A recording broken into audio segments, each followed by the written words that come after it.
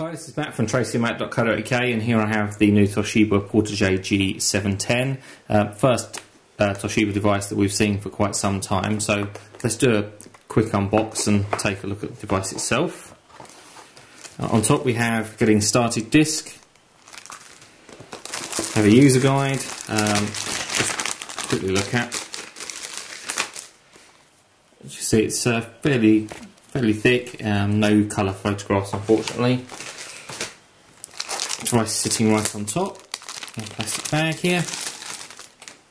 As you can see, QWERTY style keyboard on the bottom there, and a form factor that's reminiscent of the BlackBerry, but we'll take a look at that in more detail in just a second.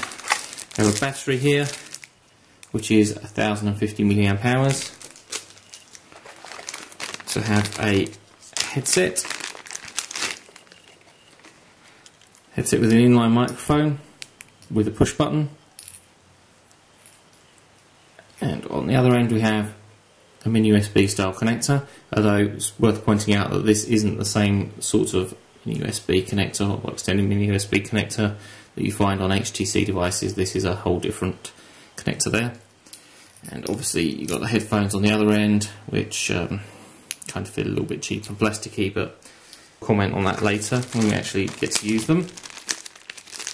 Have a standard USB to mini USB sync and charge cable, and then pretty standard mains adapter, again mini USB style.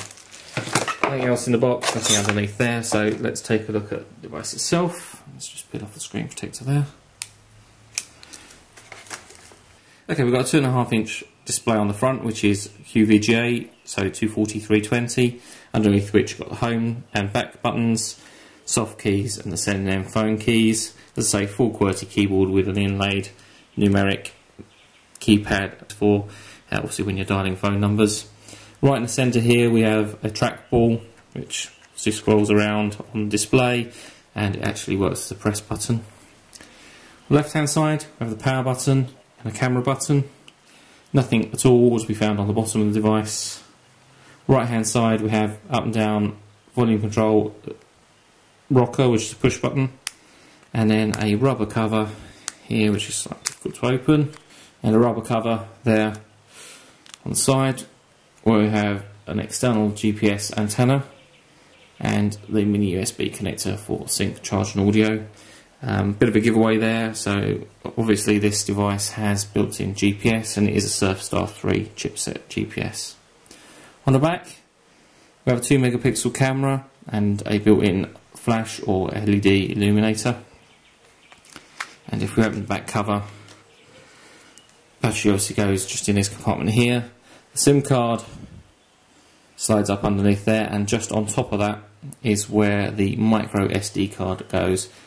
A number of people on the web have actually been saying they found it quite difficult to find the micro SD card slot, so that's where you'll find it.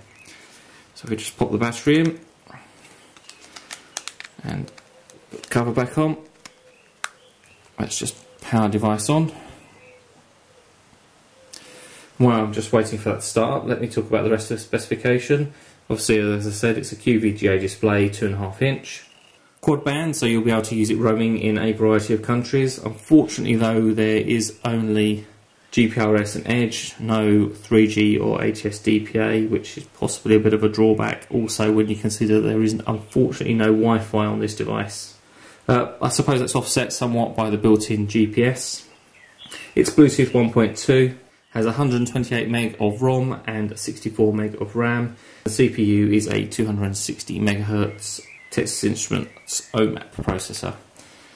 So let me just compare the G710 to a couple other devices here. Here we have HTC's S620, which has obviously been around for a little while. The S620 is a little smaller and is a little thinner. Not a great deal to choose between them in terms of weight.